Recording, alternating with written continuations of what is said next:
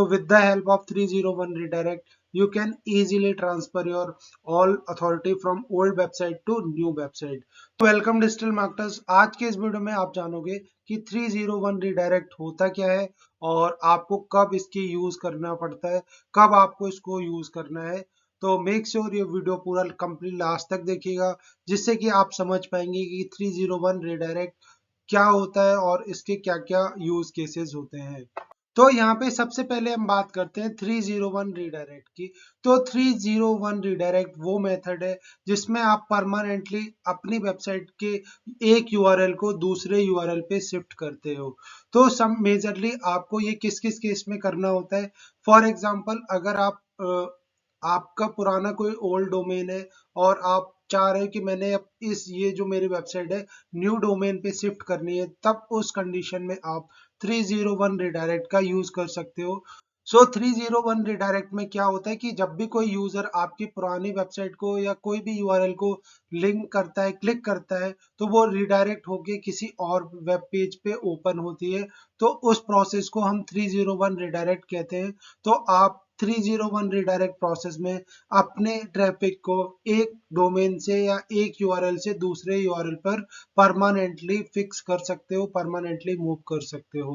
अब यहाँ पे आपको ये ध्यान रखना है कि इसका यूज केसेस क्या है, कि 301 रिडायरेक्ट करते क्यों है। तो यहाँ पे जो मेन इंपॉर्टेंट रीजन होता है वो है maintaining user experience. For example, अगर कोई पर्सन आपकी वेबसाइट के किसी पर्टिकुलर यूआरएल पे क्लिक करता है और वहां 404 की एरर दिखाता है, तो इससे क्या होगा, यूजर एक्सपीरियंस खराब होगा। तो इस चीज को आपको फिक्स करने के लिए यहाँ पे आप 301 रिडायरेक्ट यूज कर सकते हो। इसके अलावा यहाँ पे आपको एसईओ बेनिफिट भी मिलता है। फॉर एग्जांपल, अगर आपका कोई पुराना बिजनेस नेम है या डोमेन नेम है, बट अभी आप लेटेस्ट अपने बिजनेस नेम को चेंज करना चाह रहे हो, तो आपको यहाँ पे डोमेन नेम भी चेंज करना होता है। तो अगर आप चाह रहे हो कि जो मेरी पुरानी वेबसाइट की अथॉरिटी थी या जो पुरानी वेबसाइट का कंटेंट था, लिंक्स थे, वो ऑटोमेटिक मुझे ट्रांसफर करने हैं न्यू डोमेन पे, तो with the help of 301 redirect you can easily transfer your all authority from old website to new website। तो आप अपने अथॉरिटी पुराना जो डोमेन है उसकी न्यू डोमेन पे ट्रांसफर कर सकते हो with the help of 301 redirect. So अब यहाँ पे हम बात करते हैं कि आपको 301 रिडायरेक्ट कब कब यूज करना होता है या कौन सी वो कंडीशंस होती हैं जब आपको 301 रिडायरेक्ट यूज करना है। जब आप कोई पेज अपना परमानेंटली मूव कर रहे हो, तो मोस्ट ऑफ द केसेस में 301 का यूज कब होता है, जब आप अपना एक यूआरएल को परमानेंटली मूव कर रहे हो किसी दूसरे पेज पे या दूसरे यूआरएल पे।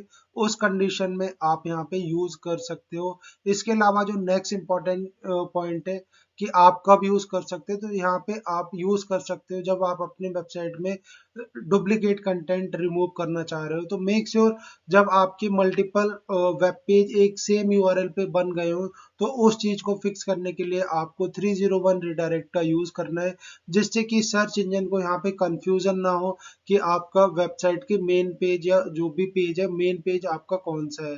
तो मोस्ट ऑफ द केसेस में ये कब होता है, जब आप है ना सेम टाइप के यूआरएल में बहुत सारा कंटेंट पब्लिश कर देते हो और यहाँ पे सर्च इंजन को समझने में कंफ्यूजन होते है कि ओरिजिनल पेज कौन सा है, ओरिजिनल सोर्स क्या है आपकी वेबसाइट के, कौन सा पेज को वो ओरिजिनल माने। तो उस कंडीशन में आप 301 रिडायरेक्ट का यूज कर सकते हो।